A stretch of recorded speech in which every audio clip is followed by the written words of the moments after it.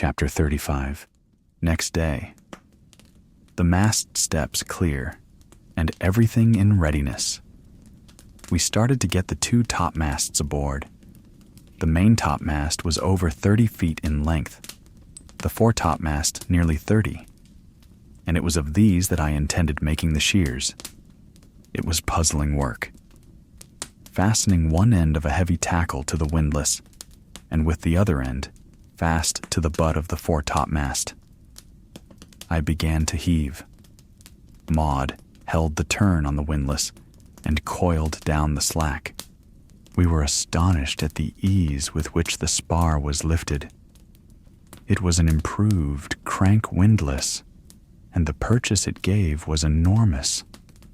Of course, what it gave us in power we paid for in distance, as many times as it doubled my strength. That many times was doubled the length of rope I heaved in. The tackle dragged heavily across the rail, increasing its drag as the spar rose more and more out of the water, and the exertion on the windlass grew severe. But when the butt of the topmast was level with the rail, everything came to a standstill. I might have known it, I said impatiently. Now we have to do it all over again. Why not fasten the tackle partway down the mast, Maud suggested.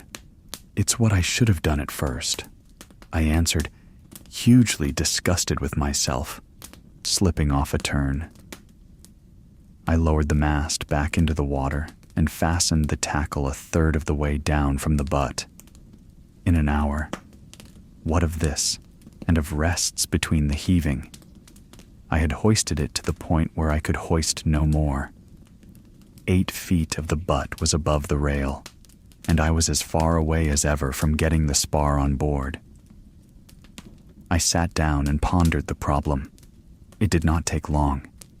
I sprang jubilantly to my feet. Now I have it, I cried. I ought to make the tackle fast at the point of balance, and what we learn of this will serve us with everything else we have to hoist aboard. Once again, I undid all my work by lowering the mast into the water, but I miscalculated the point of balance, so that when I heaved, the top of the mast came up instead of the butt. Maud looked despair, but I laughed and said it would do just as well, instructing her how to hold the turn and be ready to slack away at command. I laid hold of the mast with my hands and tried to balance it inboard across the rail. When I thought I had it, I cried to her to slack away, but the spar righted, despite my efforts, and dropped back toward the water. Again I heaved it up to its old position, for I had now another idea. I remembered the watch tackle, a small double and single block affair, and fetched it. While I was rigging it between the top of the spar and the opposite rail, Wolf Larsen came on the scene. We exchanged nothing more than good mornings, and, though he could not see, he sat on the rail out of the way and followed by the sound all that I did. Again instructing Maud to slack away at the windlass when I gave the word, I proceeded to heave on the watch tackle. Slowly, the mast swung in until it balanced at right angles across the rail. And then I discovered to my amazement that there was no need for Maud to slack away. In fact, the very opposite was necessary, making the watch tackle fast. I hove on the windlass and brought in the mast, inch by inch, till its top tilted down to the deck, and finally, its whole length lay on the deck. I looked at my watch. It was 12 o'clock. My back was aching sorely, and I felt extremely tired and hungry. And there on the deck was a single stick of timber to show for a whole morning's work. For the first time, I thoroughly realized the extent of the task before us. But I was learning. The afternoon would show far more accomplished. And it did, for we returned at 1 o'clock, rested and strengthened by a hearty dinner. in less than an hour, I had the main topmast on deck and was constructing the shears, lashing the two topmasts together and making allowance for their unequal length. At the point of intersection, I attached the double block of the main throat halyards. This, with the single block and the throat halyards themselves, gave me a hoisting tackle. To prevent the butts of the masts from slipping on the deck, I nailed down thick cleats. Everything in readiness. I made a line fast to the apex of the shears and carried it directly to the windlass. I was growing to have faith in that windlass, for it gave me power beyond all expectation. As usual, Maud held the turn while I heaved. The shears rose in the air. Then I discovered I had forgotten guy ropes. This necessitated my climbing the shears, which I did twice. Before I finished guying it fore and aft and to either side, twilight had set in by the time this was accomplished. Wolf Larsen, who had sat about and listened all afternoon and never opened his mouth, had taken himself off to the galley and started his supper. I felt quite stiff across the small of the back, so much so that I straightened up with an effort and with pain. I looked proudly at my work. It was beginning to show.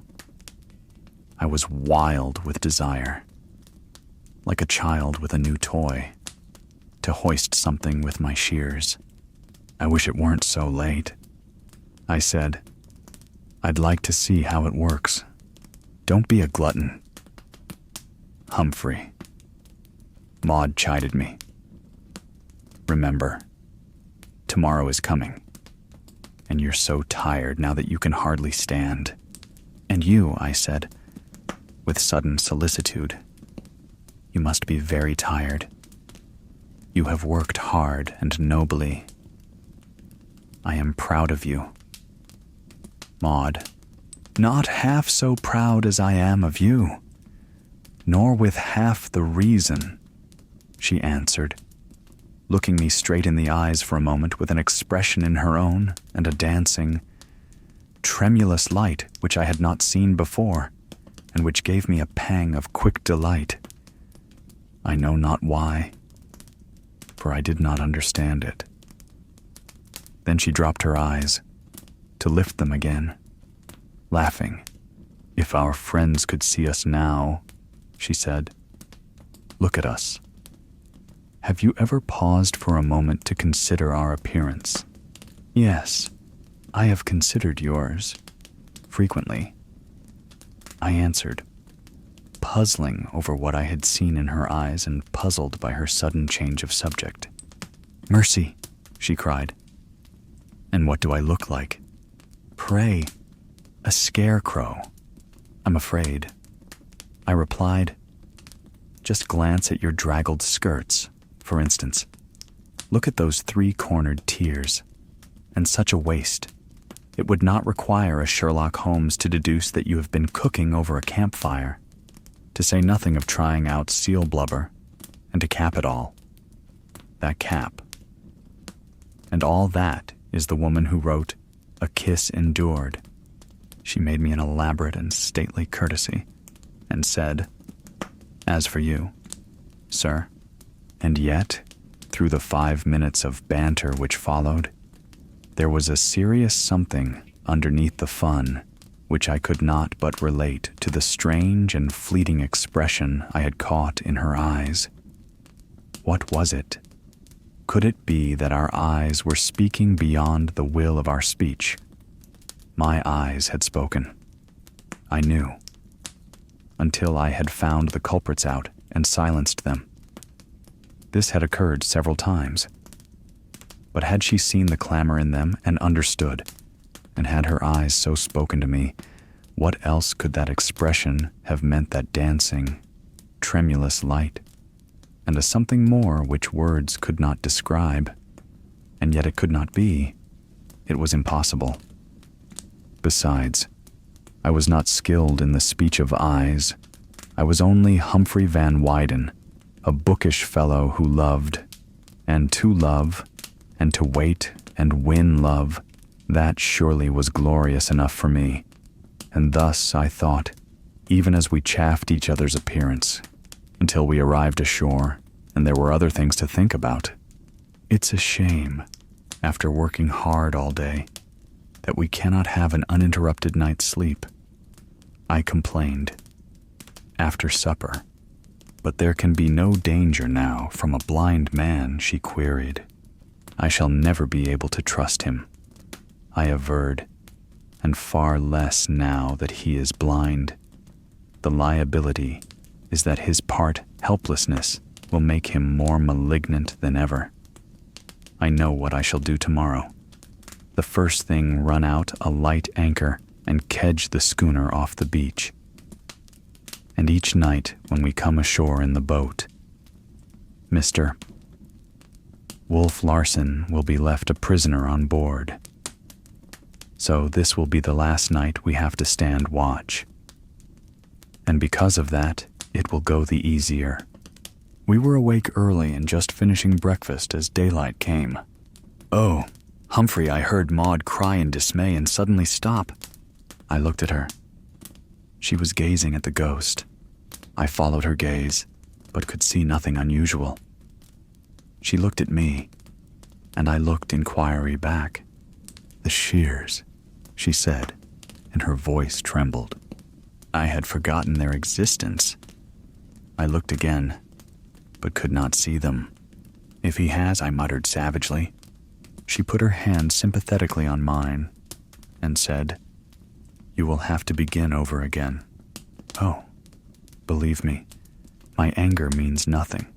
I could not hurt a fly. I smiled back bitterly, and the worst of it is, he knows it. You are right. If he has destroyed the shears, I shall do nothing except begin over again. But I'll stand my watch on board hereafter, I blurted out a moment later. And if he interferes. But I dare not stay ashore all night alone, Maud was saying when I came back to myself. It would be so much nicer if he would be friendly with us and help us. We could all live comfortably aboard. We will, I asserted, still savagely, for the destruction of my beloved shears had hit me hard. That is, you and I will live aboard, friendly or not with Wolf Larsen. It's childish, I laughed later, for him to do such things, and for me to grow angry over them, for that matter. But my heart smote me when we climbed aboard and looked at the havoc he had done. The shears were gone altogether. The guys had been slashed right and left. The throat halyards which I had rigged were cut across through every part, and he knew I could not splice. A thought struck me.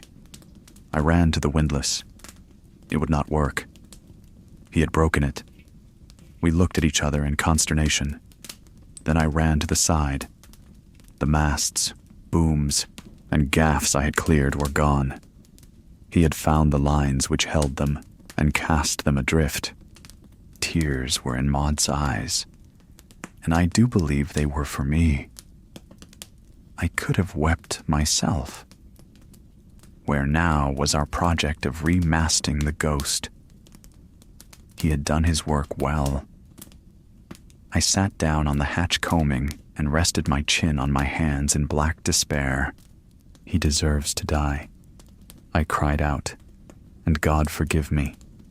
I am not man enough to be his executioner. But Maud was by my side, passing her hand soothingly through my hair as though I were a child, and saying, There, it will all come right.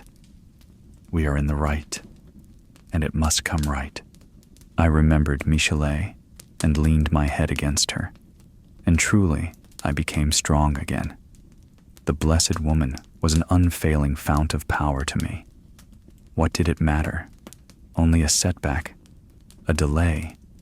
The tide could not have carried the masts far to seaward, and there had been no wind. It meant merely more work to find them and tow them back. And besides, it was a lesson. I knew what to expect. He might have waited and destroyed our work more effectually when we had more accomplished. "Here he comes now," she whispered. I glanced up. He was strolling leisurely along the poop on the port side. "Take no notice of him," I whispered. "He's coming to see how we take it. Don't let him know that we know. We can deny him that satisfaction. Take off your shoes, that's right, and carry them in your hand." And then we played hide and seek with the blind man.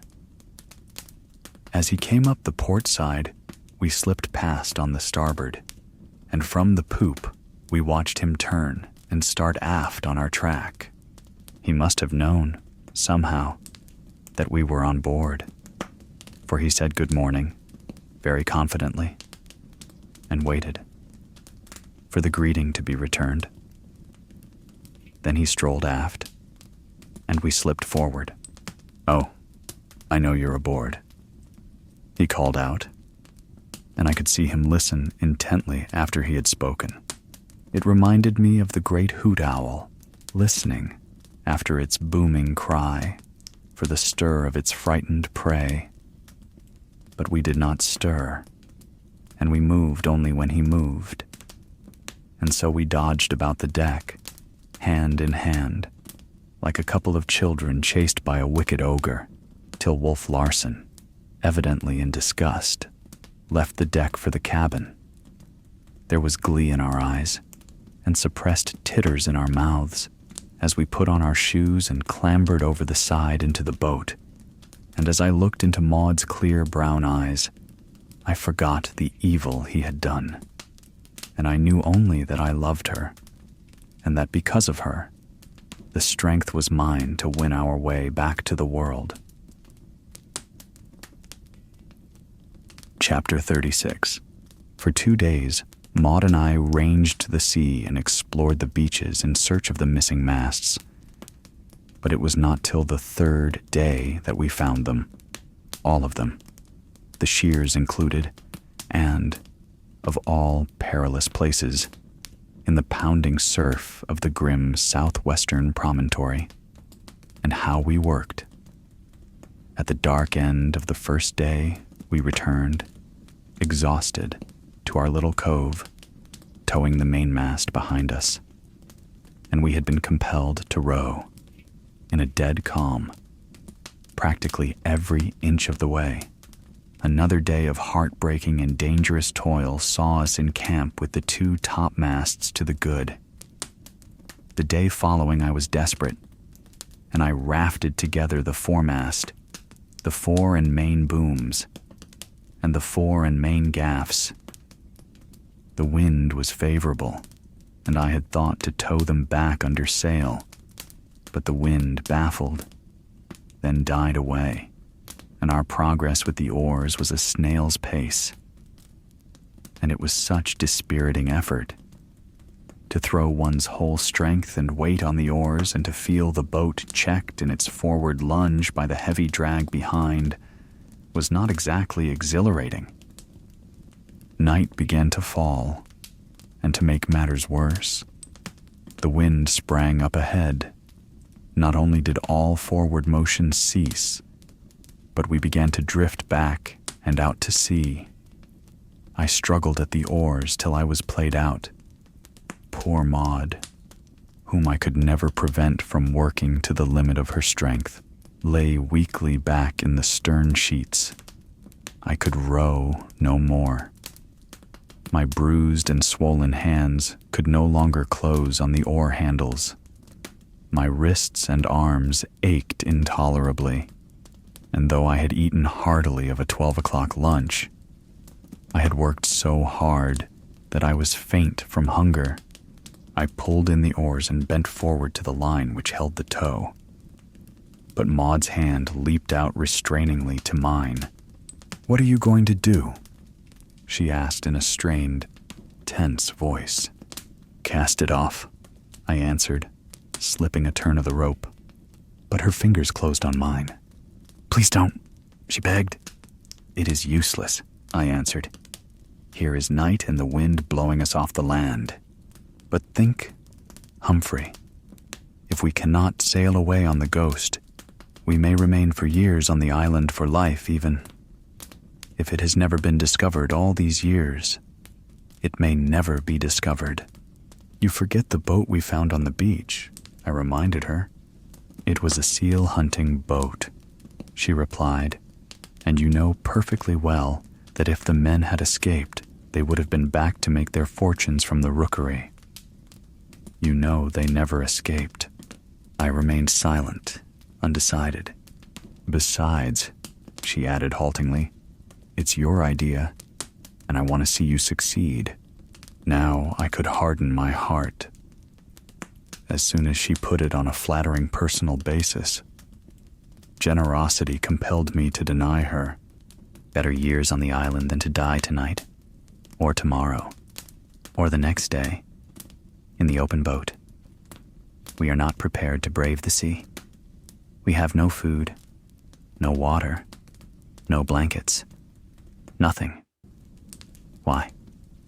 You'd not survive the night without blankets. I know how strong you are. You're shivering now." "It is only nervousness," she answered. "I am afraid you will cast off the masts in spite of me." "Oh, please, please, Humphrey." "Don't," she burst out, a moment later. And so it ended, with the phrase she knew had all power over me. We shivered miserably throughout the night. Now and again, I fitfully slept, but the pain of the cold always aroused me. How Maud could stand it was beyond me. I was too tired to thrash my arms about and warm myself, but I found strength, time and again, to chafe her hands and feet to restore the circulation. And still she pleaded with me not to cast off the masts. About 3 a.m, she was caught by a cold cramp, and after I had rubbed her out of that, she became quite numb. I was frightened. I got out the oars and made her row. Though she was so weak, I thought she would faint at every stroke. Morning broke, and we looked long in the growing light for our island. At last, it showed, small and black, on the horizon, fully 15 miles away.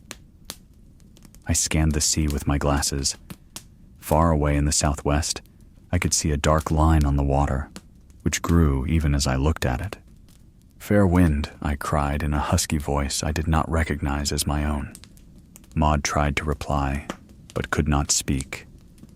Her lips were blue with cold, and she was hollow-eyed, but, oh, how bravely her brown eyes looked at me. How piteously brave. Again, I fell to chafing her hands and to moving her arms up and down and about until she could thrash them herself. Then I compelled her to stand up, and though she would have fallen had I not supported her, I forced her to walk back and forth the several steps between the thwart and the stern sheets, and finally to spring up and down. "Oh, you brave, brave woman," I said. When I saw the life coming back into her face, "Did you know that you were brave?" "I never used to be," she answered. "I was never brave till I knew you. It is you who have made me brave." "Nor I until I knew you," I answered. She gave me a quick look, and again I caught that dancing, tremulous light, and something more in her eyes, but it was only for the moment. Then she smiled. "It must have been the conditions," she said, but I knew she was wrong, and I wondered if she likewise knew. Then the wind came, fair and fresh, and the boat was soon laboring through a heavy sea toward the island. At 3:30 in the afternoon, we passed the southwestern promontory. Not only were we hungry, but we were now suffering from thirst. Our lips were dry and cracked, nor could we longer moisten them with our tongues. Then the wind slowly died down. By night it was dead calm, and I was toiling once more at the oars, but weakly, most weakly. At 2 a.m, the boat's bow touched the beach of our own inner cove, and I staggered out to make the painter fast. Maud could not stand, nor had I strength to carry her. I fell in the sand with her, and, when I had recovered, contented myself with putting my hands under her shoulders and dragging her up the beach to the hut. The next day, we did no work. In fact, we slept till 3 p.m, or at least I did, for I awoke to find Maud cooking dinner. Her power of recuperation was wonderful. There was something tenacious about that lily, frail body of hers, a clutch on existence which one could not reconcile with its patent weakness. "You know I was traveling to Japan for my health," she said, as we lingered at the fire after dinner and delighted in the movelessness of loafing. "I was not very strong. I never was. The doctors recommended a sea voyage, and I chose the longest. You little knew what you were choosing." I laughed. "But I shall be a different woman for the experience, as well as a stronger woman," she answered. "And I hope a better woman.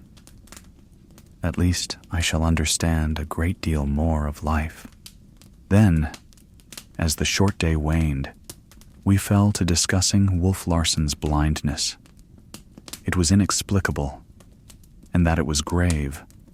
I instanced his statement that he intended to stay and die on Endeavor Island. When he, strong man that he was, loving life as he did, accepted his death, it was plain that he was troubled by something more than mere blindness. There had been his terrific headaches, and we were agreed that it was some sort of brain breakdown, and that in his attacks he endured pain beyond our comprehension.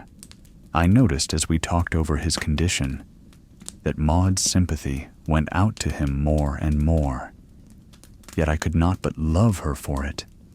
So sweetly womanly was it. Besides, there was no false sentiment about her feeling. She was agreed that the most rigorous treatment was necessary if we were to escape, though she recoiled at the suggestion that I might sometime be compelled to take his life to save my own. Our own.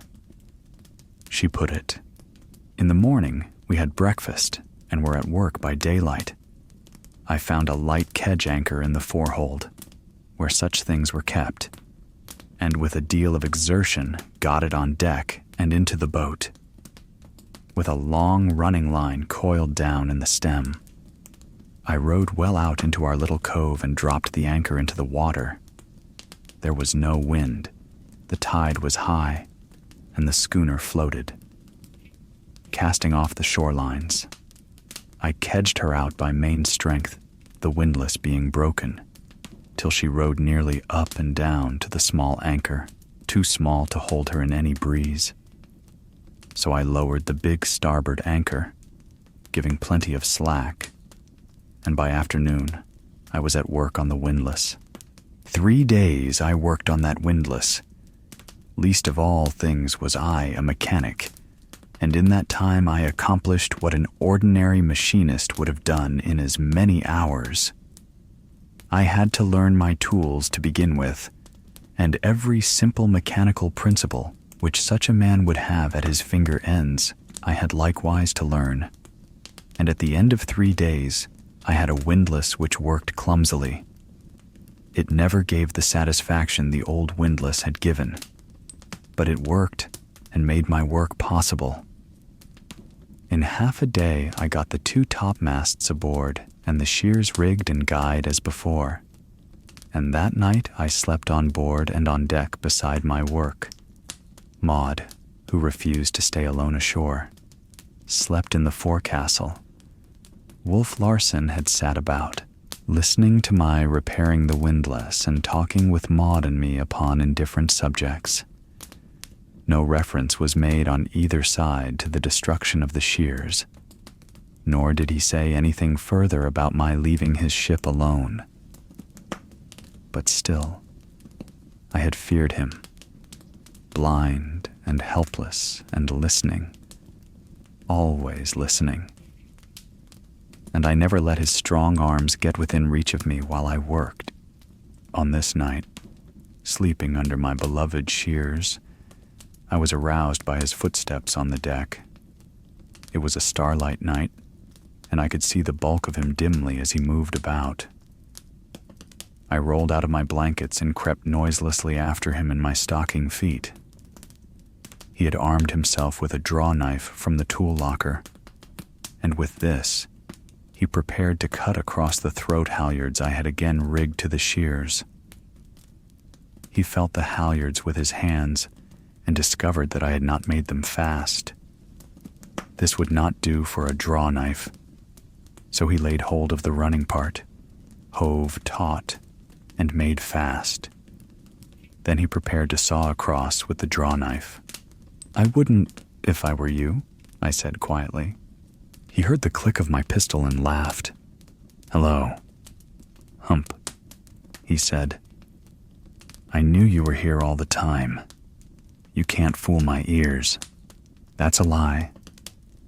"Wolf Larsen," I said, just as quietly as before.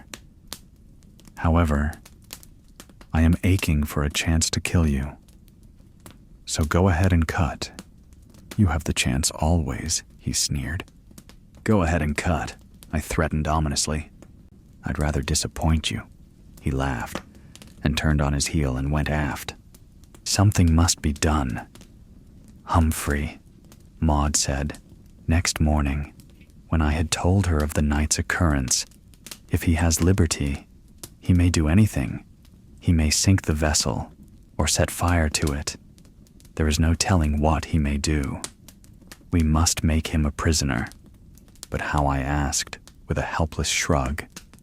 "I dare not come within reach of his arms, and he knows that so long as his resistance is passive, I cannot shoot him." "There must be some way," she contended. "Let me think." "There is one way," I said grimly. She waited. I picked up a seal club. "It won't kill him," I said, "and before he could recover, I'd have him bound hard and fast." She shook her head with a shudder. "No, not that. There must be some less brutal way. Let us wait." But we did not have to wait long, and the problem solved itself. In the morning, after several trials, I found the point of balance in the foremast and attached my hoisting tackle a few feet above it. Maud held the turn on the windlass and coiled down while I heaved. Had the windlass been in order, it would not have been so difficult.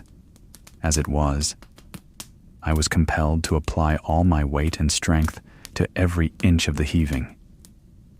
I had to rest frequently. In truth, my spells of resting were longer than those of working.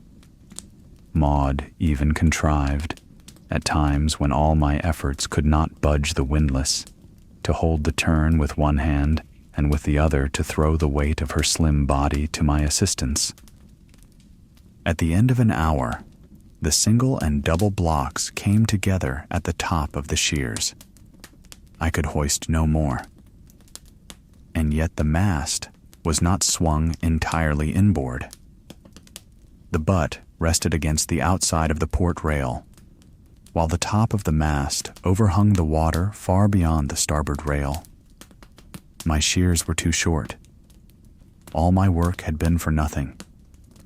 But I no longer despaired in the old way. I was acquiring more confidence in myself and more confidence in the possibilities of windlasses, shears, and hoisting tackles. There was a way in which it could be done, and it remained for me to find that way. While I was considering the problem, Wolf Larsen came on deck. We noticed something strange about him at once. The indecisiveness, or feebleness, of his movements was more pronounced. His walk was actually tottery as he came down the port side of the cabin. At the break of the poop, he reeled, raised one hand to his eyes with a familiar brushing gesture, and fell down the steps, still on his feet, to the main deck, across which he staggered, falling and flinging out his arms for support. He regained his balance by the steerage companionway and stood there dizzily for a space, when he suddenly crumpled up and collapsed, his legs bending under him as he sank to the deck. "One of his attacks," I whispered to Maud. She nodded her head, and I could see sympathy warm in her eyes. We went up to him, but he seemed unconscious, breathing spasmodically. She took charge of him, lifting his head to keep the blood out of it and dispatching me to the cabin for a pillow. I also brought blankets, and we made him comfortable. I took his pulse. It beat steadily and strong, and was quite normal. This puzzled me. I became suspicious. What if he should be feigning this, I asked, still holding his wrist. Maud shook her head, and there was reproof in her eyes. But just then, the wrist I held leapt from my hand, and the hand clasped like a steel trap about my wrist. I cried aloud in awful fear, a wild, inarticulate cry, and I caught one glimpse of his face, malignant and triumphant, as his other hand compassed my body, and I was drawn down to him in a terrible grip. My wrist was released, but his other arm, passed around my back, held both my arms so that I could not move. His free hand went to my throat, and in that moment, I knew the bitterest foretaste of death earned by one's own idiocy. Why had I trusted myself within reach of those terrible arms? I could feel other hands at my throat.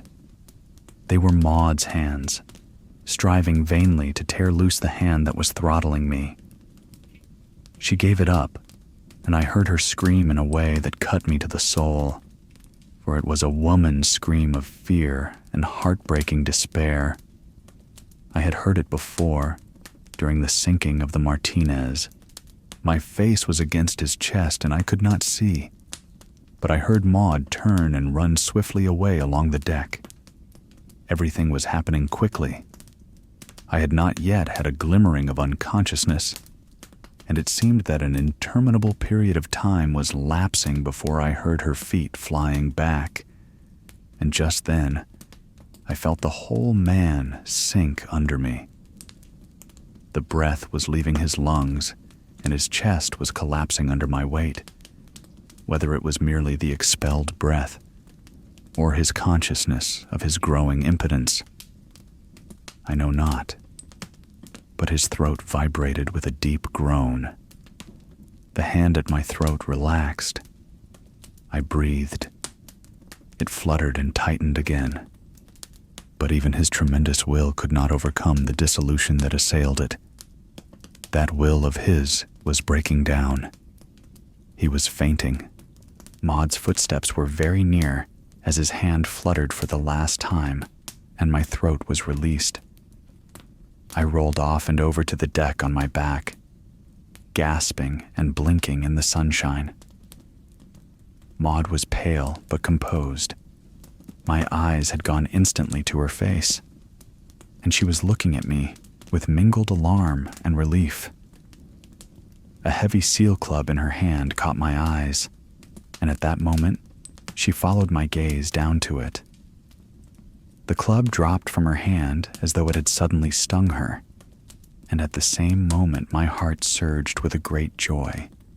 Truly she was my woman, my mate woman, fighting with me and for me as the mate of a caveman would have fought, all the primitive in her aroused, forgetful of her culture, hard under the softening civilization of the only life she had ever known.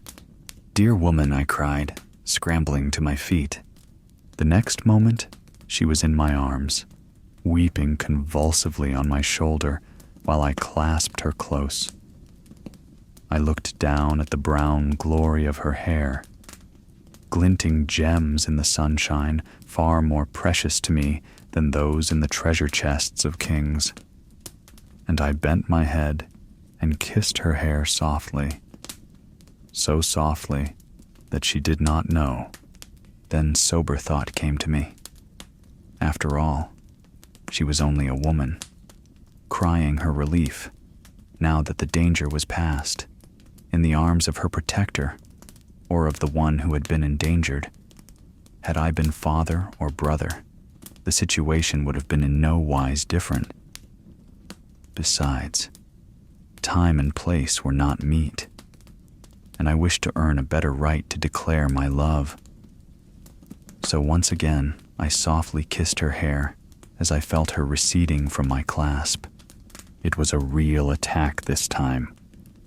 I set another shock like the one that made him blind. He feigned at first, and in doing so brought it on.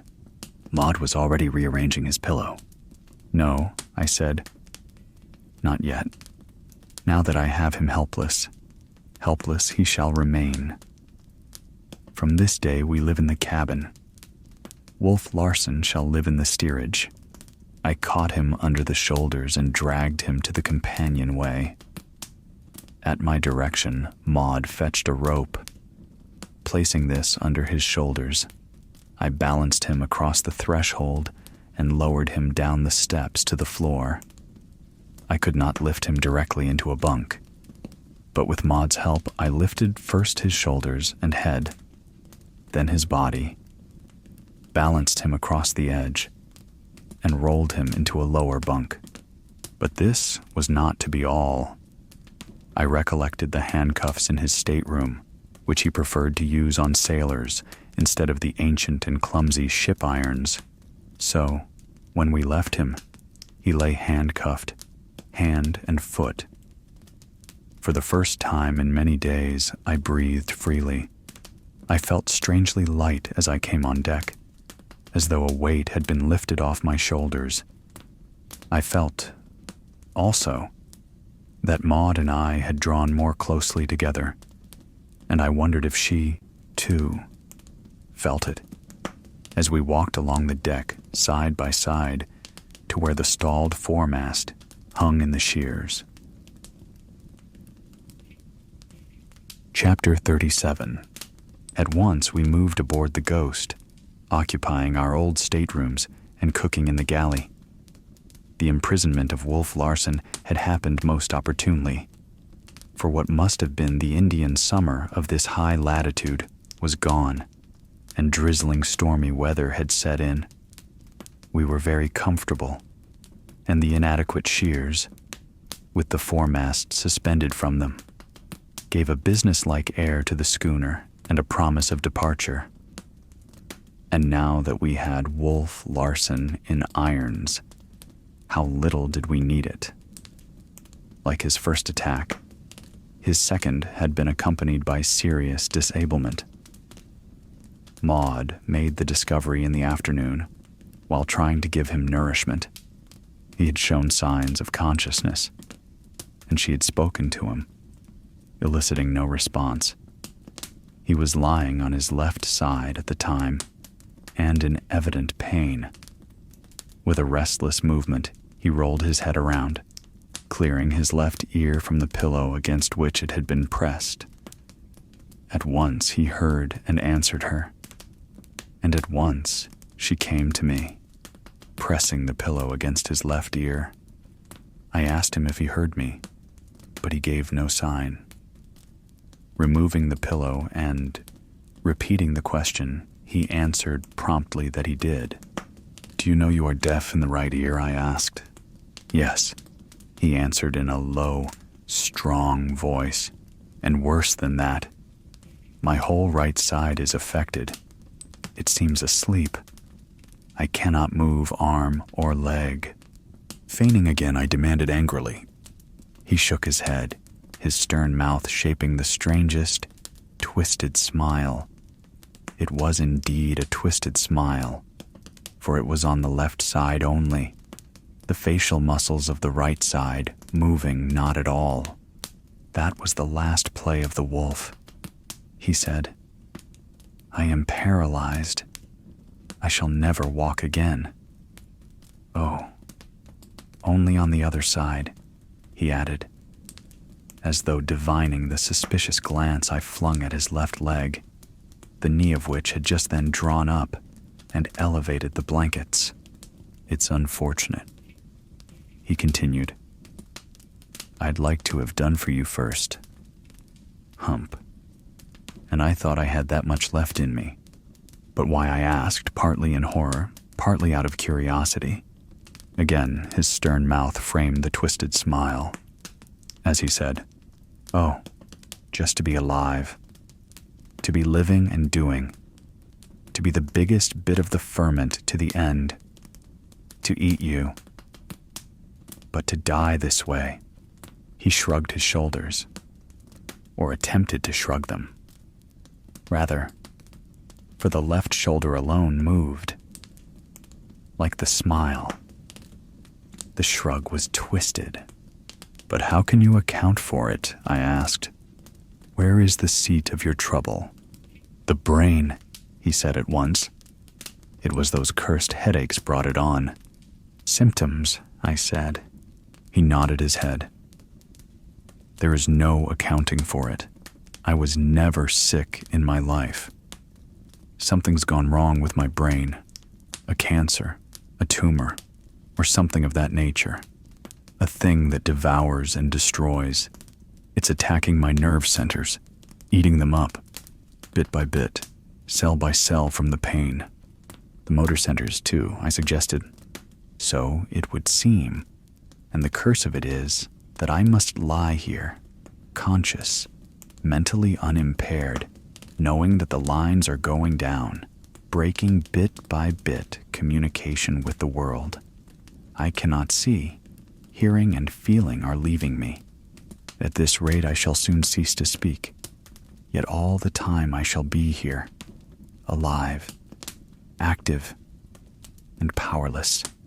When you say you are here, I'd suggest the likelihood of the soul," I said. "Bosh," was his retort. "It simply means that in the attack on my brain, the higher psychical centers are untouched. I can remember. I can think and reason. When that goes, I go. I am not. The soul." He broke out in mocking laughter, then turned his left ear to the pillow as a sign that he wished no further conversation. Maud and I went about our work, oppressed by the fearful fate which had overtaken him. How fearful we were yet fully to realize. There was the awfulness of retribution about it. Our thoughts were deep and solemn, and we spoke to each other scarcely above whispers. "You might remove the handcuffs," he said that night, as we stood in consultation over him. "It's dead safe. I'm a paralytic now. The next thing to watch out for is bed sores." He smiled his twisted smile. And Maud, her eyes wide with horror, was compelled to turn away her head. "Do you know that your smile is crooked?" I asked him, for I knew that she must attend him, and I wished to save her as much as possible. "Then I shall smile no more," he said calmly. I thought something was wrong. My right cheek has been numb all day. Yes, and I've had warnings of this for the last 3 days. By spells, my right side seemed going to sleep. Sometimes arm or hand, sometimes leg or foot. "So my smile is crooked," he queried a short while after. "Well, consider henceforth that I smile internally, with my soul, if you please. My soul. Consider that I am smiling now." And for the space of several minutes he lay there, quiet, indulging his grotesque fancy. The man of him was not changed. It was the old, indomitable, terrible Wolf Larsen, imprisoned somewhere within that flesh which had once been so invincible and splendid. Now it bound him with insentient fetters, walling his soul in darkness and silence, blocking it from the world which to him had been a riot of action. No more would he conjugate the verb to do in every mood and tense. To be was all that remained to him to be, as he had defined death, without movement. To will, but not to execute. To think and reason, and in the spirit of him to be as alive as ever. But in the flesh, to be dead, quite dead. And yet, though I even removed the handcuffs, we could not adjust ourselves to his condition. Our minds revolted. To us, he was full of potentiality. We knew not what to expect of him next. What fearful thing, rising above the flesh, he might break out and do. Our experience warranted this state of mind, and we went about our work with anxiety always upon us. I had solved the problem which had arisen through the shortness of the shears. By means of the watch tackle, I had made a new one. I heaved the butt of the foremast across the rail and then lowered it to the deck. Next, by means of the shears, I hoisted the main boom on board. Its 40 feet of length would supply the height necessary properly to swing the mast. By means of a secondary tackle, I had attached to the shears. I swung the boom to a nearly perpendicular position, then lowered the butt to the deck, where, to prevent slipping, I spiked great cleats around it. The single block of my original shears tackle I had attached to the end of the boom. Thus, by carrying this tackle to the windlass, I could raise and lower the end of the boom at will, the butt always remaining stationary, and, by means of guys, I could swing the boom from side to side. To the end of the boom, I had likewise rigged a hoisting tackle, and when the whole arrangement was completed, I could not but be startled by the power and latitude it gave me. Of course, 2 days' work was required for the accomplishment of this part of my task, and it was not till the morning of the 3rd day that I swung the foremast from the deck and proceeded to square its butt to fit the step. Here I was especially awkward.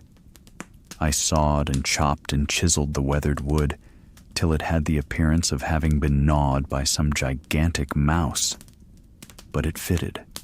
It will work. I know it will work. I cried. Do you know, Doctor? Jordan's final test of truth, Maud asked. I shook my head and paused in the act of dislodging the shavings which had drifted down my neck. Can we make it work? Can we trust our lives to it as the test? He is a favorite of yours, I said, when I dismantled my old pantheon and cast out Napoleon and Caesar and their fellows. I straightway erected a new pantheon, she answered gravely, and the first I installed was Dr. Jordan, a modern hero, and a greater because modern. She added, how can the old world heroes compare with ours? I shook my head. We were too much alike in many things for argument. Our points of view and outlook on life at least were very alike. For a pair of critics we agree famously, I laughed. And a shipwright and able assistant, she laughed back. But there was little time for laughter in those days. What of our heavy work, and of the awfulness of Wolf Larsen's living death? He had received another stroke. He had lost his voice, or he was losing it. He had only intermittent use of it. As he phrased it, the wires were like the stock market, now up, now down. Occasionally the wires were up and he spoke as well as ever, though slowly and heavily. Then speech would suddenly desert him, in the middle of a sentence perhaps, and for hours, sometimes, we would wait for the connection to be reestablished. He complained of great pain in his head, and it was during this period that he arranged a system of communication against the time when speech should leave him altogether 1 pressure of the hand for yes, 2 for no. It was well that it was arranged, for by evening his voice had gone from him, by hand pressures.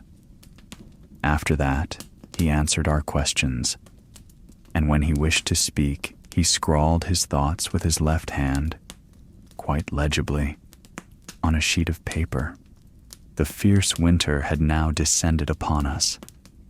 Gale followed gale, with snow and sleet and rain. The seals had started on their great southern migration, and the rookery was practically deserted. I worked feverishly, in spite of the bad weather, and of the wind which especially hindered me. I was on deck from daylight till dark and making substantial progress. I profited by my lesson learned through raising the shears and then climbing them to attach the guys. To the top of the foremast, which was just lifted conveniently from the deck, I attached the rigging, stays and throat and peak halyards. As usual, I had underrated the amount of work involved in this portion of the task, and 2 long days were necessary to complete it. And there was so much yet to be done, the sails, for instance, which practically had to be made over. While I toiled at rigging the foremast, Maud sewed on canvas, ready always to drop everything and come to my assistance when more hands than 2 were required. The canvas was heavy and hard, and she sewed with the regular sailor's palm and 3-cornered sail needle. Her hands were soon sadly blistered, but she struggled bravely on, and in addition doing the cooking and taking care of the sick man. A fig for superstition.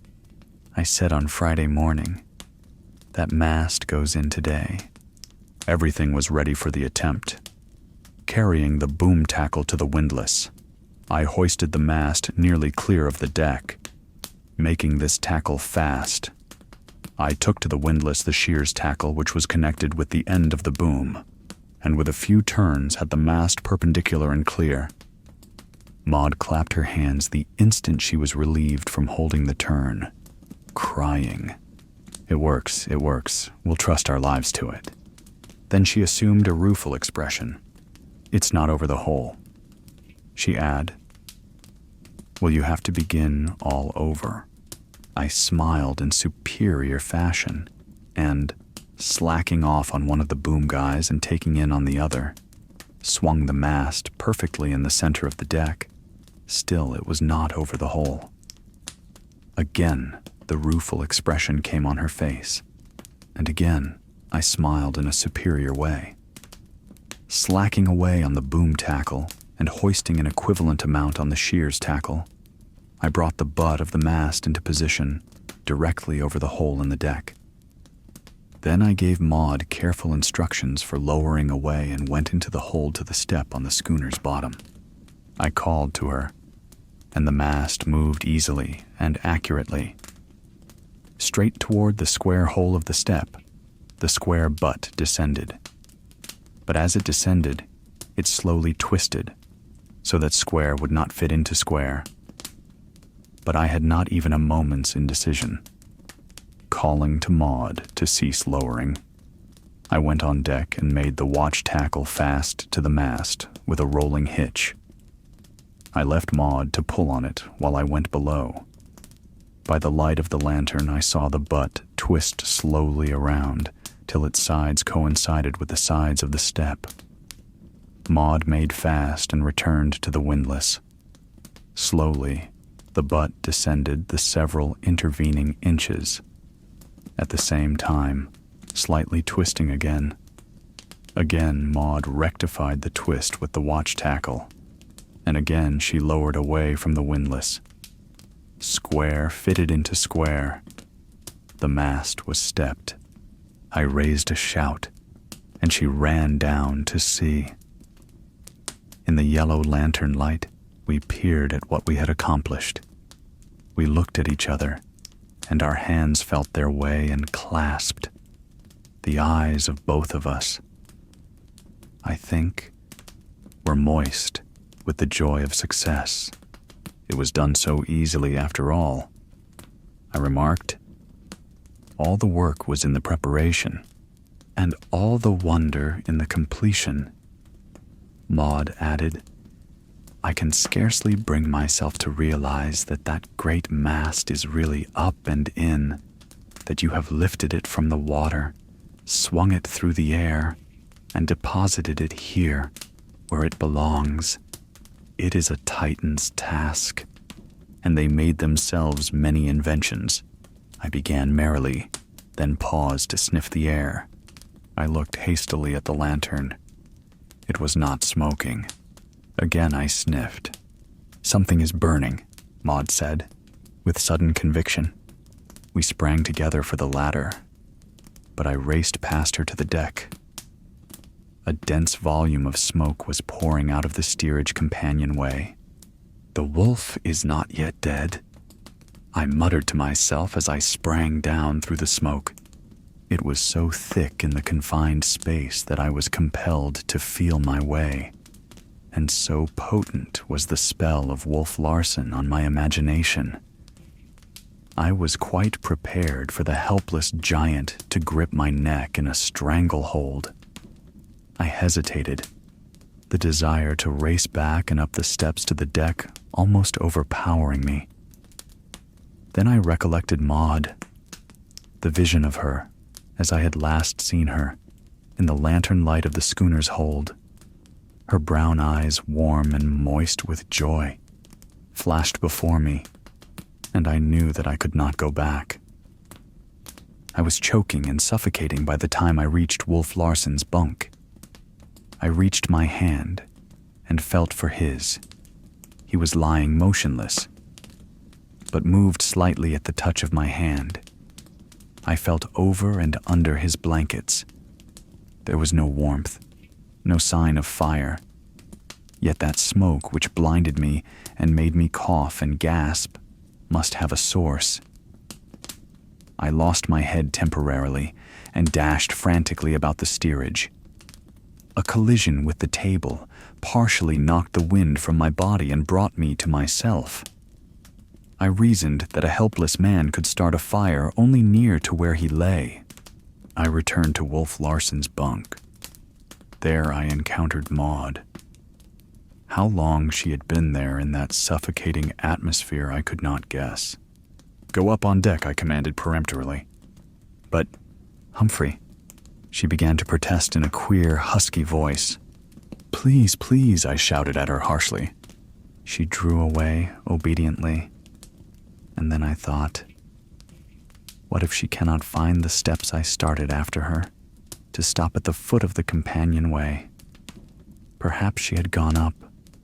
As I stood there, hesitant, I heard her cry softly, "Oh, Humphrey, I am lost."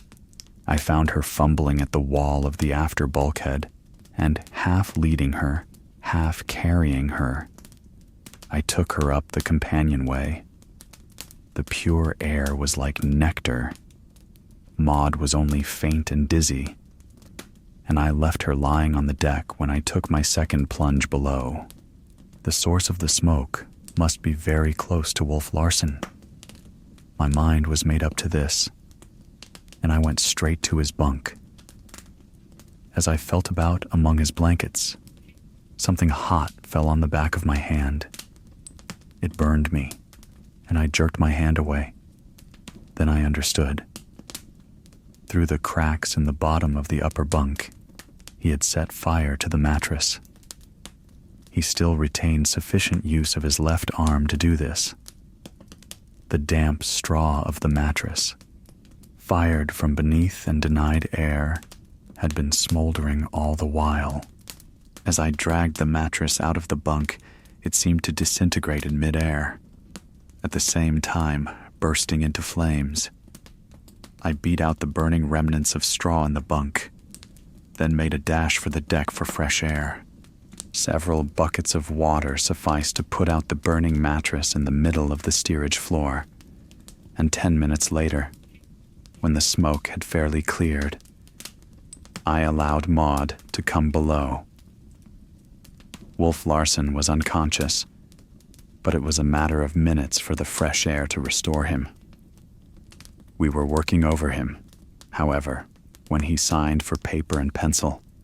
"Pray do not interrupt me," he wrote. "I am smiling. I am still a bit of the ferment. You see," he wrote a little later, "I am glad you are as small a bit as you are," I said. "Thank you," he wrote.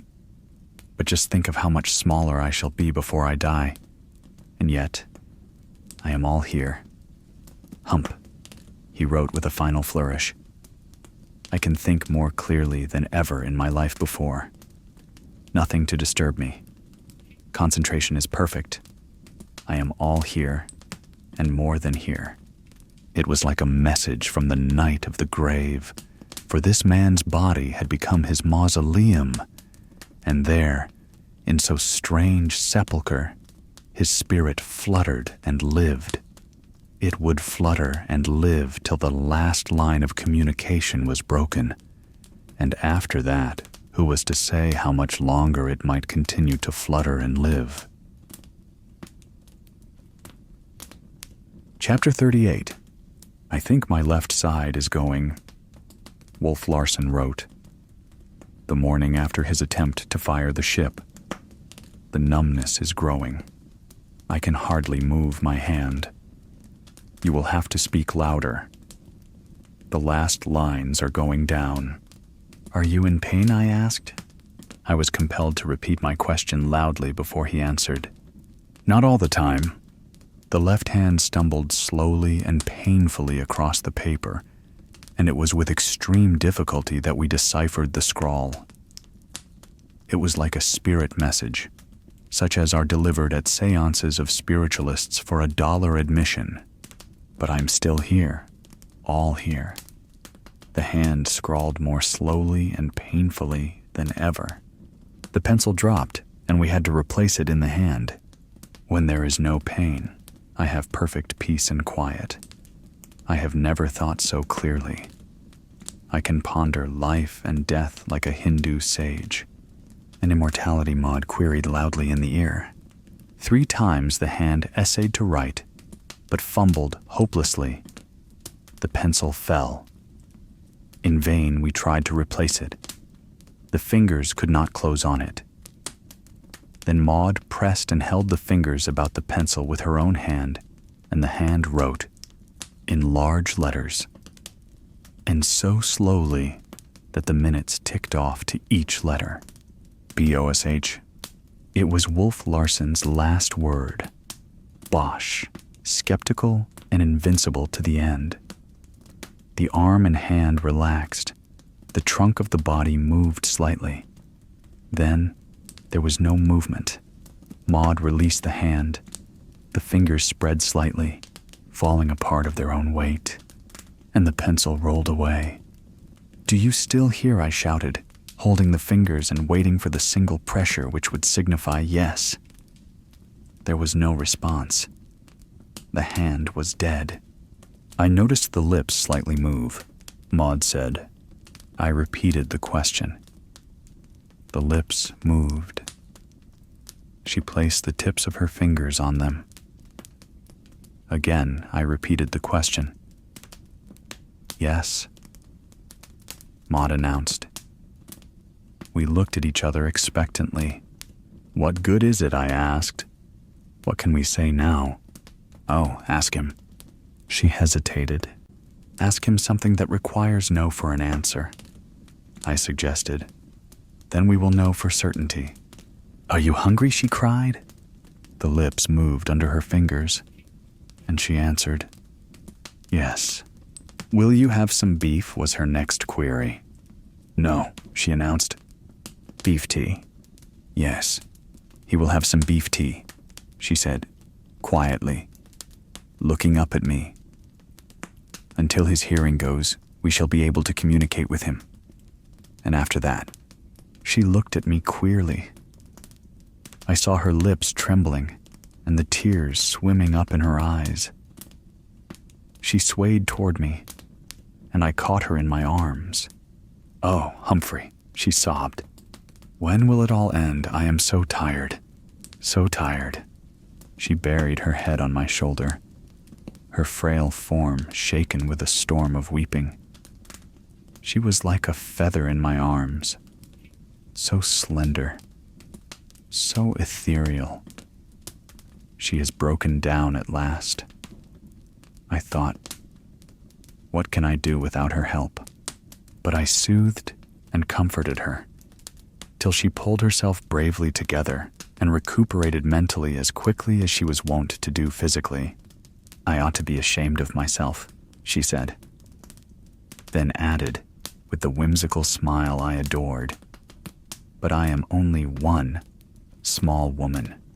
That phrase, the one small woman, startled me like an electric shock. It was my own phrase, my pet, secret phrase, my love phrase for her. "Where did you get that phrase?" I demanded, with an abruptness that in turn startled her. "What phrase?" she asked. "One small woman." "Is it yours?" she asked. "Yes," I answered. "Mine. I made it." "Then you must have talked in your sleep." She smiled. The dancing, tremulous light was in her eyes. Mine. I knew. Were speaking beyond the will of my speech. I leaned toward her. Without volition, I leaned toward her, as a tree is swayed by the wind. We were very close together in that moment. But she shook her head, as one might shake off sleep or a dream, saying, "I have known it all my life. It was my father's name for my mother." "It is my phrase too," I said stubbornly. "For your mother?" "No," I answered, and she questioned no further, though I could have sworn her eyes retained for some time a mocking, teasing expression. With the foremast in, the work now went on apace. Almost before I knew it, and without one serious hitch, I had the mainmast stepped. A derrick boom, rigged to the foremast, had accomplished this, and several days more found all stays and shrouds in place, and everything set up taut. Topsails would be a nuisance and a danger for a crew of 2. So I heaved the topmasts on deck and lashed them fast. Several more days were consumed in finishing the sails and putting them on. There were only 3, the jib, foresail, and mainsail, and patched, shortened, and distorted. They were a ridiculously ill-fitting suit for so trim a craft as the Ghost. "But they'll work," Maud cried jubilantly. "We'll make them work, and trust our lives to them." Certainly, among my many new trades, I shone least as a sailmaker. I could sail them better than make them, and I had no doubt of my power to bring the schooner to some northern port of Japan. In fact, I had crammed navigation from textbooks aboard, and besides, there was Wolf Larsen's star scale, so simple a device that a child could work it. As for its inventor, beyond an increasing deafness and the movement of the lips growing fainter and fainter, there had been little change in his condition for a week. But on the day we finished bending the schooner's sails, he heard his last, and the last movement of his lips died away, but not before I had asked him, "Are you all there?" And the lips had answered, "Yes." The last line was down. Somewhere within that tomb of the flesh still dwelt the soul of the man, walled by the living clay. That fierce intelligence we had known burned on, but it burned on in silence and darkness, and it was disembodied. To that intelligence there could be no objective knowledge of a body. It knew no body. The very world was not. It knew only itself and the vastness and profundity of the quiet and the dark. Chapter 39. The day came for our departure. There was no longer anything to detain us on Endeavor Island. The Ghost's stumpy masts were in place, her crazy sails bent. All my handiwork was strong, none of it beautiful, but I knew that it would work, and I felt myself a man of power as I looked at it. I did it, with my own hands, I did it. I wanted to cry aloud, but Maud and I had a way of voicing each other's thoughts, and she said, as we prepared to hoist the mainsail, to think, Humphrey, you did it all with your own hands. But there were 2 other hands. I answered, 2 small hands, and don't say that was a phrase. Also, of your father. She laughed and shook her head and held her hands up for inspection. I can never get them clean again, she wailed, nor soften the weather beat. Then dirt and weather beat shall be your guerdon of honor, I said, holding them in mine, and, spite of my resolutions, I would have kissed the 2 dear hands had she not swiftly withdrawn them. Our comradeship was becoming tremulous. I had mastered my love long and well, but now it was mastering me.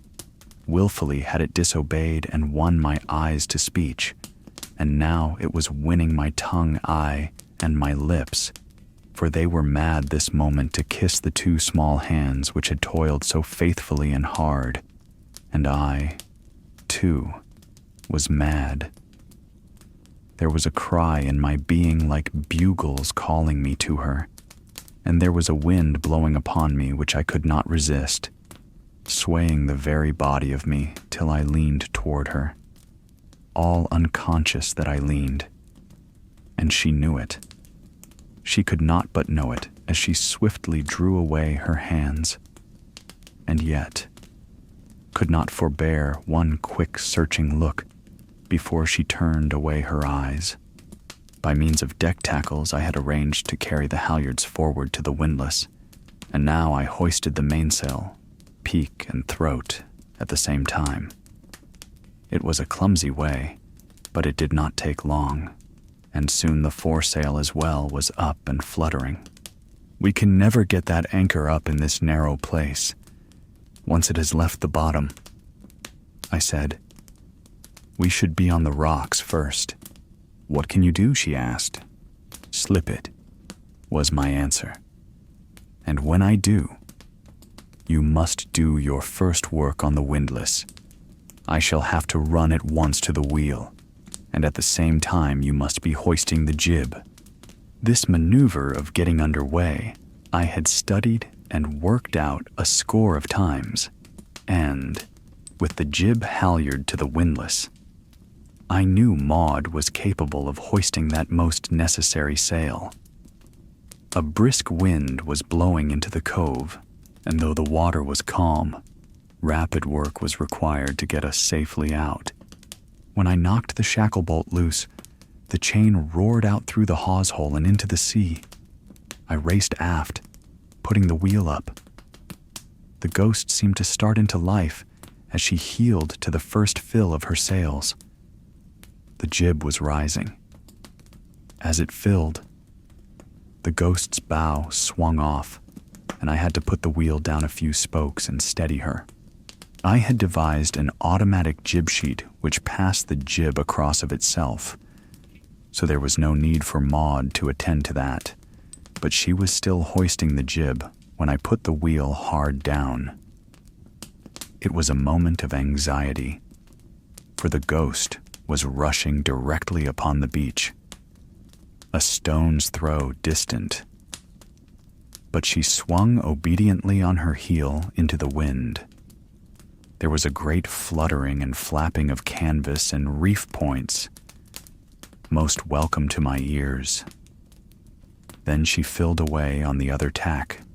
Maud had finished her task and come aft, where she stood beside me, a small cap perched on her wind-blown hair, her cheeks flushed from exertion, her eyes wide and bright with the excitement, her nostrils quivering to the rush and bite of the fresh salt air. Her brown eyes were like a startled deer's. There was a wild, keen look in them I had never seen before, and her lips parted, and her breath suspended as the ghost, charging upon the wall of rock at the entrance to the inner cove, swept into the wind and filled away into safe water. My first mate's berth on the sealing ground stood me in good stead, and I cleared the inner cove and laid a long tack along the shore of the outer cove. Once again, about, and the ghost headed out to open sea.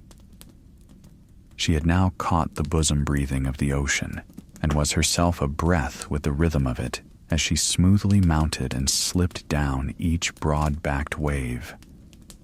The day had been dull and overcast, but the sun now burst through the clouds, a welcome omen, and shone upon the curving beach where together we had dared the lords of the harem and slain the holochickie. All Endeavor Island brightened under the sun. Even the grim southwestern promontory showed less grim, and here and there, where the sea spray wet its surface, high lights flashed and dazzled in the sun. I shall always think of it with pride, I said to Maud. She threw her head back in a queenly way, but said, "Dear, dear Endeavor Island, I shall always love it."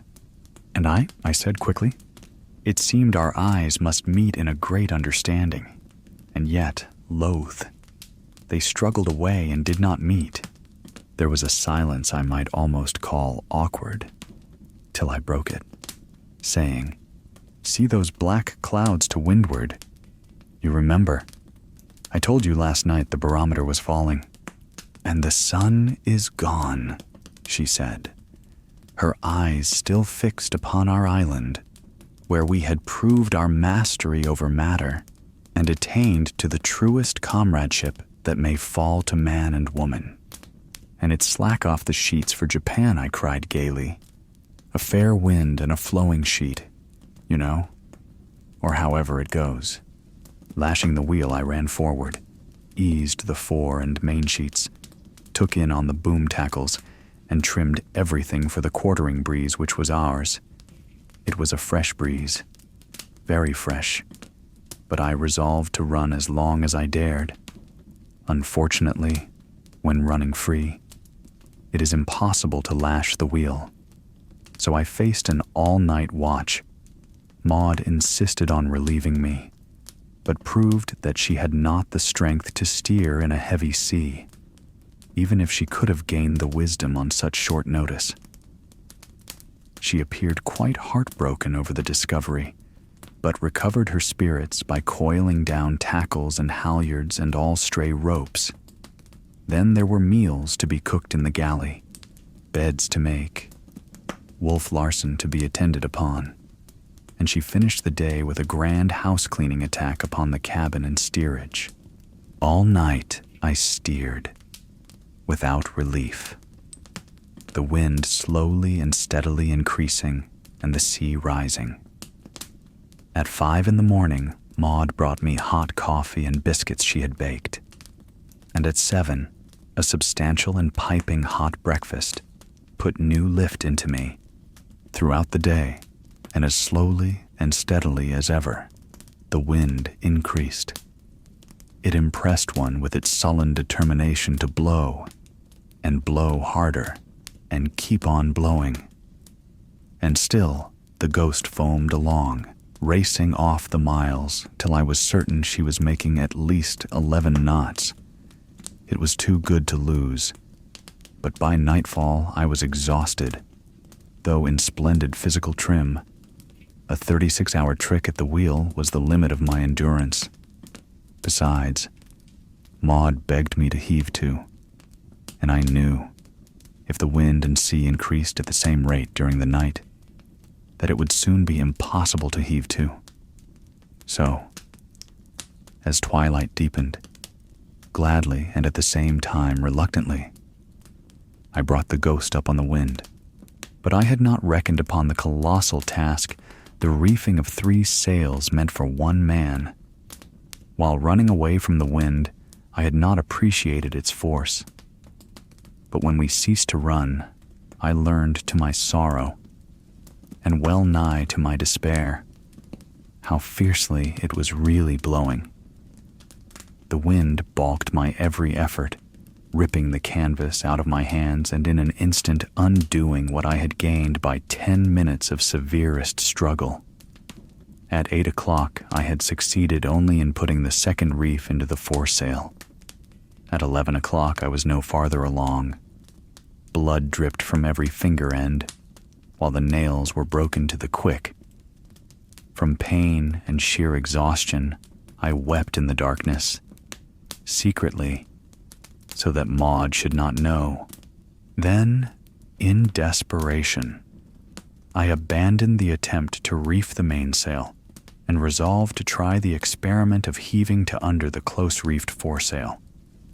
3 hours more were required to gasket the mainsail and jib, and at 2 in the morning, nearly dead, the life almost buffeted and worked out of me, I had barely sufficient consciousness to know the experiment was a success. The close-reefed foresail worked. The ghost clung on close to the wind and betrayed no inclination to fall off broadside to the trough. I was famished, but Maud tried vainly to get me to eat.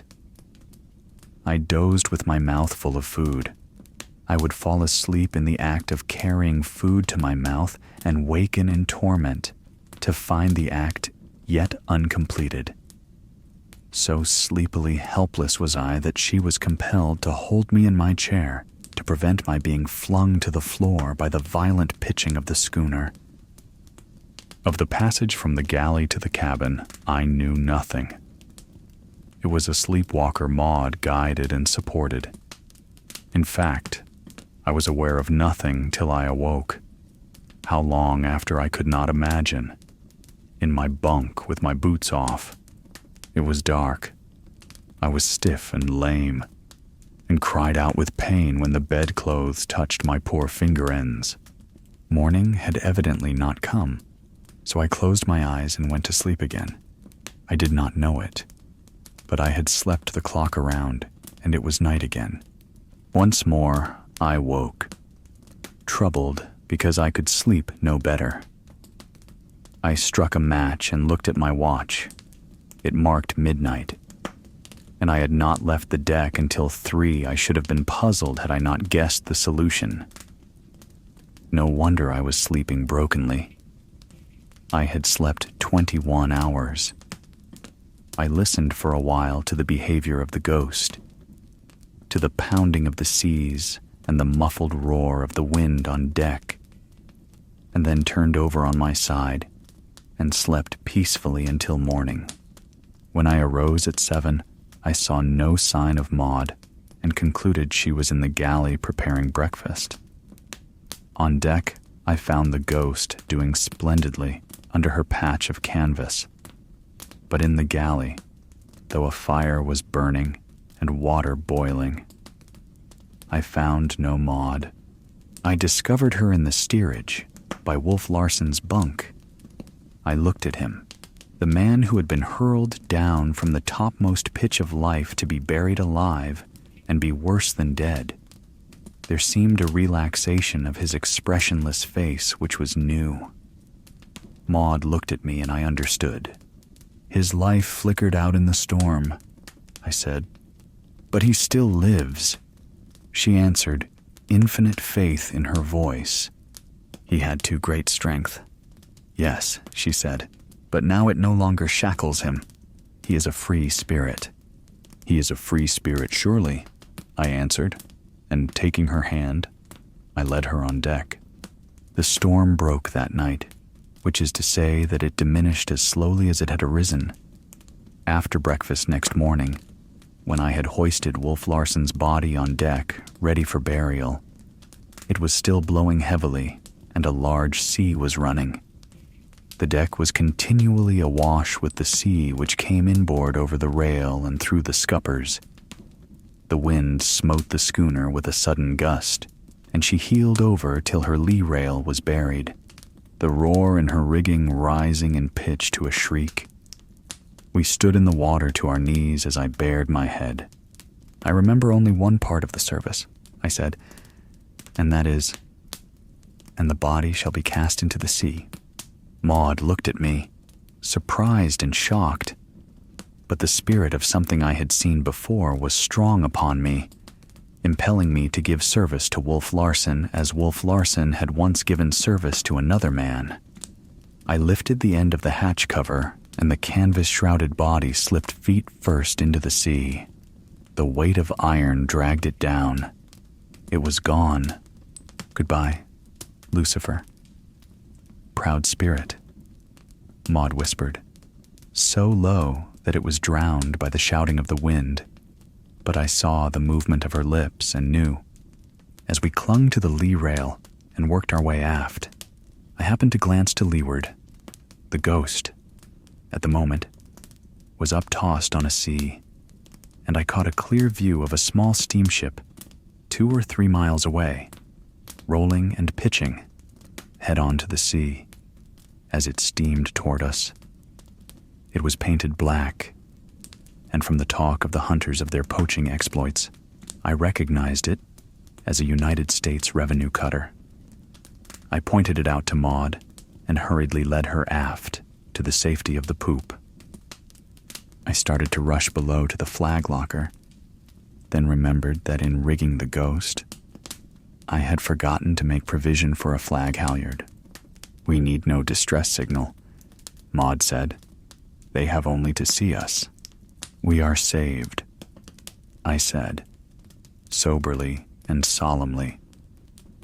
And then, in an exuberance of joy, I hardly know whether to be glad or not, I looked at her.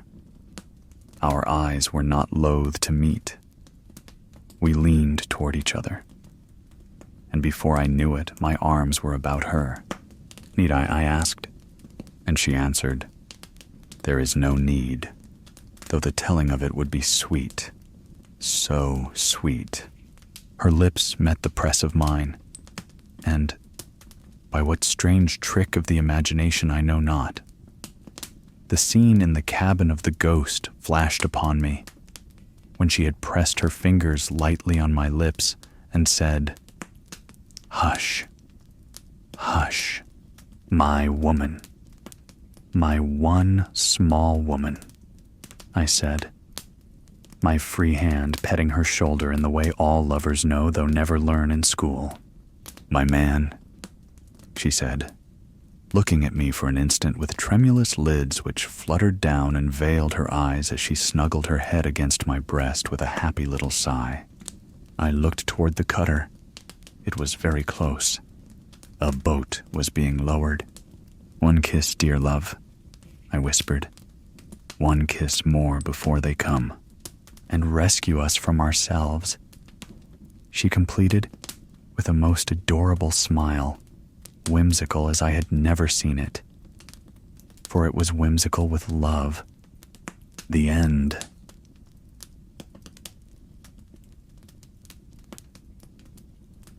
As we come to the gentle close of the Sea Wolf, let your thoughts drift like quiet waves across a calm horizon. What began as a violent struggle at sea became a deeper journey into the strength of the human spirit. Humphrey van Weyden, once delicate and unsure, found courage, resilience, and love beside Maud Brewster, while Wolf Larsen, powerful yet empty, faded into the silence of his own isolation. Their story reminds us that true strength is not found in domination, but in compassion, connection, and the quiet bravery to remain human, even in the harshest storms. As you rest, may these lessons settle softly within you, like a tide returning home. If this peaceful voyage has soothed your mind, Please remember to like, share, and subscribe for more calming audiobook journeys.